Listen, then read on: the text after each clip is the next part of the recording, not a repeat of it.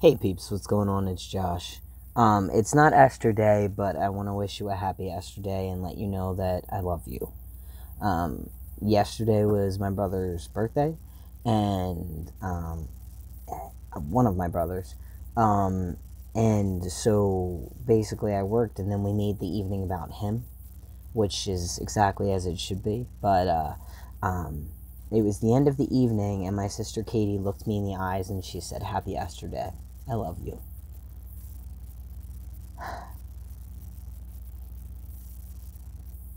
Esther Day in the Nerdfighteria is a really big deal. And we are so very lucky to have had the example of Esther. I just realized I might be being super loud because I have both my earphones in. And I wasn't going to make this video because, it's hard to talk about love. One of my favorite movies is Playing by Heart with Angelina Jolie, Ryan Philippe,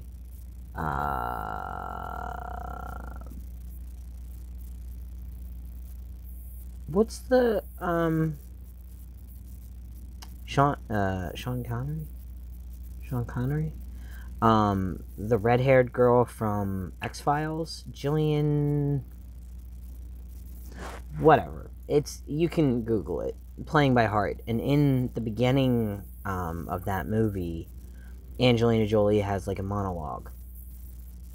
And it's not a monologue, but it might as well be, because she's talking to someone who's not really responding to her. And she says, you can't talk about love. Talking about love is like dancing about architecture. And I fully believe that.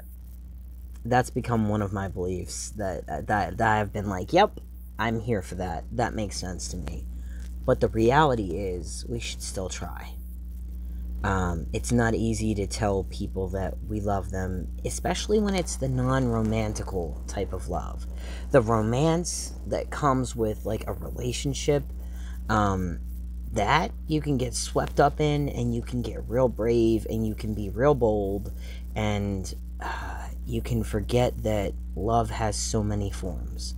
Love is being there for your dog in its last moments, or your animal, or your pet. Love is taking care of your parents as they get old. Love is holding your sister's hand because she's scared, even if she's hundreds of miles away. And trying to find a way to love people in the way that makes most sense to them, and not just in the way that you want to love them. Love is a lot of different things, and then there's the romance, the rom-com love that we all know and talk about, and the fairy tales are written about in many instances, and there's a place for that. But really what Esther Day is about is a 16-year-old little girl who knew that she wasn't going to be around for very long.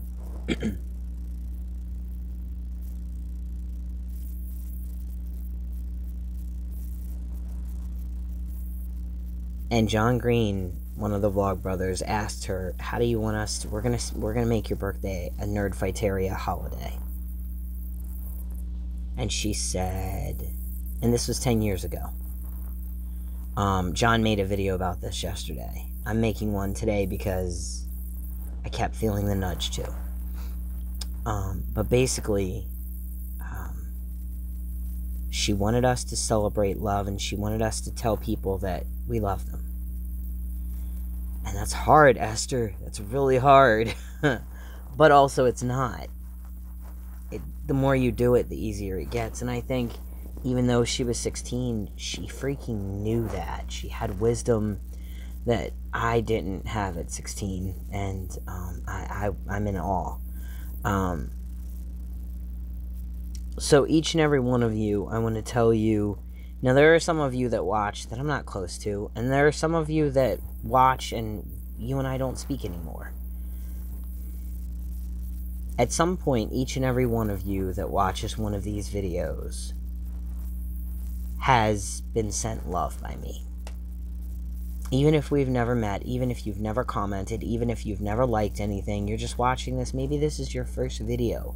I want you to know that I genuinely and truly send you love. I don't do that because I want you to do anything for me. I don't give a crap about views. I don't really care about likes. I know we're supposed to say like, subscribe, ring the notification bell, blah, blah, blah.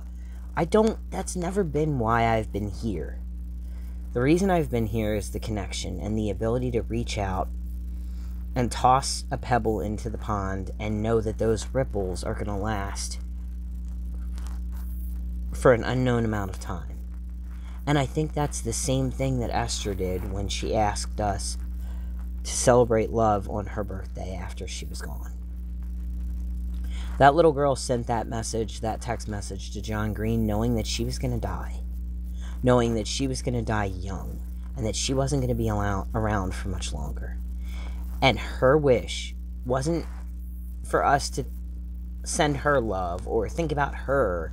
She just wanted us to love each other better. Holy shit. When Esther Earl died, the earth got a little less colorful and a lot flatter. And the echoes of her love and her wisdom and her soul, I think they're going to be in existence forever. And maybe that's all of us. I'm getting emotional. Sorry. And maybe that's all of us, but I hope that when I'm at the end of my journey, I have the wisdom, the heart, the love that Esther had to ask the people in my life to pay it forward. Don't cry for me any longer than you feel like you need to. Don't, and this is what I feel like Esther was saying. I'm not trying to make this about me, but like, I hope that I have that little girl's wisdom. 10 years ago, I was just about to turn 30.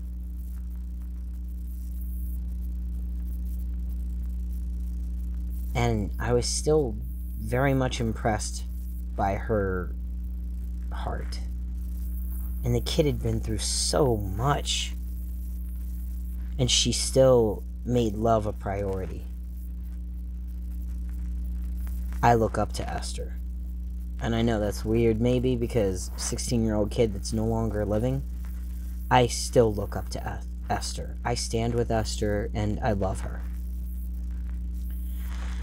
But that's not what she asked me to do in this video or in this day. And I know Esther Day was yesterday. Happy belated birthday, Esther. Please forgive me for my tardiness.